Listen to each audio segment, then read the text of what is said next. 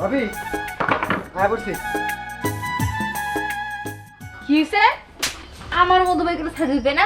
এই লতা কই তুই আই দিয়ে দিকে। এই কি কইলি? এই হারামজাদা কইতেছে আমার মধু ভাই করে ছাড়ি দেব আর মধু ভাই করে আমরা। আরে ওর মতো ভাবি ছাড় এটা আমার কথাটা শুনেন শুনেন কি শুনেন, কি শুনেন, হলো? শুনেন। আপনি না কইলেন যে ভিতরে মৌমাছি। রাকিব, হ্যাঁ ভাই, শরীফুল তো আমার শালীরে ডিস্টার্ব করে, এর একটা বিহিত করা লাগবো। হ ভাই, ঘটনাটা আমিও শুনছি। তোমার শালি মানে আমার বিয়ানকে যে ডিস্টার্ব করে, এর একটা বিচার এলাকায় হওয়াই লাগবে। তুই ঠিকই কইছে, আমি মেলা সহ্য করছি, আজ সহ্য করবো না। চল এর একটা বিহিত আজকে করাই লাগবো।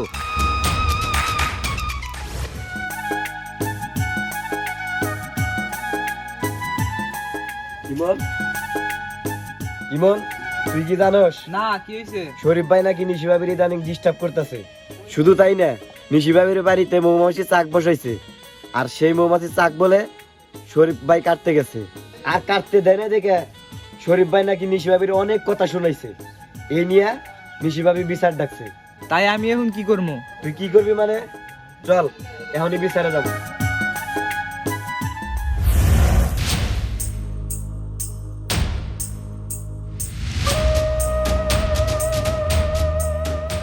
শফিক, তুমি তো জানো আমার শালী নিছি, ওরে বিয়া দিছি কিছুদিন আগে।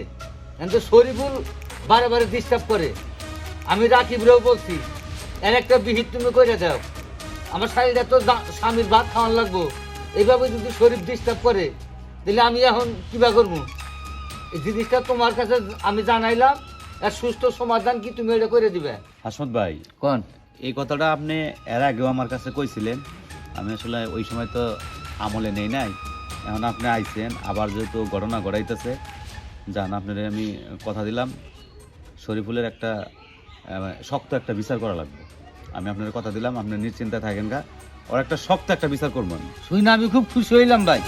তুমি এমন বিচার করবা যাতে শরীফুল বাকি জীবন আর আমার শালীরে ডিস্টার্ব না করে। ঠিক আছে।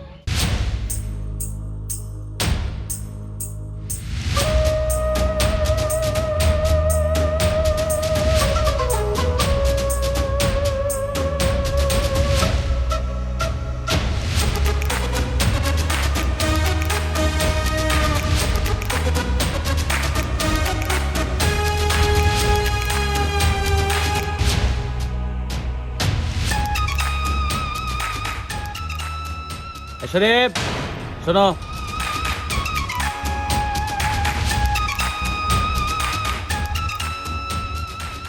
ওই, তুই বলে হাসমত শালিরে ডিস্টার্ব করস? তুই জানোস না হাসমত শালিরে আমি ভালোবাসি? এত বিরক্ত করস কেন তুই? দেখতেছি আমরা। শরীফুল, এই যে হাসমত ভাই তো এর আগেও তোমার বিরুদ্ধে কমপ্লেন দিছ, আবার আজকেও কমপ্লেন দিল। তুমি কি শুরু করছাও? ওনার শালিরে না তুমি কি শুরু করছো এগুলো? তুমি যদি হাসমত ভাই শালিরে ডিস্টার্ব করো, তার সংসারটা নষ্ট হয়ে যাবো। ওরা তার কি বাঁচাল পারবো? ওরা আগে উত্তম মধ্যম গোছের কিছু দিয়া নয়, তারপরে সে কথা। হাসমত ভাই, আসলে আমি বিষয়টা বুঝতে পারি নাই তোমরা কি কইতেছো। আমার কেন তোমরা এই জায়গাটায় কেনছো, আর তোমার শালীর আমি কি লিগে আমি বিরক্ত করলাম আমি নিজেই তো বুঝতেছি না। তুই এখনো কিছুই বোঝস নাই? নিশি বিয়ানকে বাড়িতে মৌমাছি চাক বানাইছে, আর সেই মতো তুই খাইতে গেছা। এখনো তুই কিছুই বোঝস নাই না? তখন গিরাই দিমু, তখন ঠিকই বুঝবি। রাখ, ওর গিরাই গিরাই দেওয়া দরকার না, ওর বিচার আমি করতেছি। তুই চুপ থাক, ওর উত্তম বিচার আমি করতেছি। ও কিরকম আমার ভাইয়ের বিচার করে? এত বড় সাহস কার?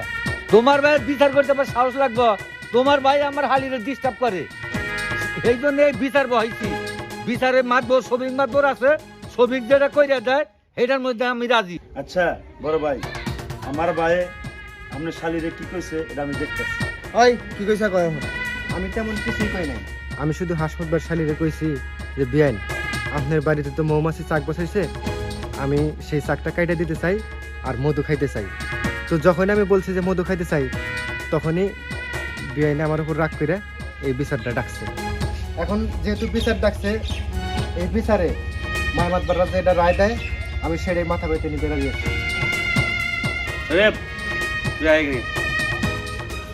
তুই হাসমত ভাইয়ের কাছে ক্ষমা চা, জীবন আর এই ভুল করবি না। হাসমত ভাই, যেহেতু তোমার শালি নিশিরে আমি বিরক্ত করছি এরকম কথা নিশি বিয়ান কইছে, আমি ওই জিনিসটা মেনে নিছি। আর আমার ভুল হয়ে গেছে, আমার তুমি ক্ষমা করে দাও। এই বিচার আমি মানি না। মাতবাররা যে বিচার করছে এই বিচার আমি মানি না। বিচার কি বগরে করে না গে, ওরা আমার জান আছে, আমি তা দেখবনি। আর রাখি আর বিচার কি বগরে করে না গে দেখবনি, বিচার নিজে হাতে করবো। শরীফুল, জীবনে তো অনেক দুষ্টামি করছো, এবার একটু ভালো হওয়ার চেষ্টা করো, একটু জাইরাম ফাজে বাদ দাও।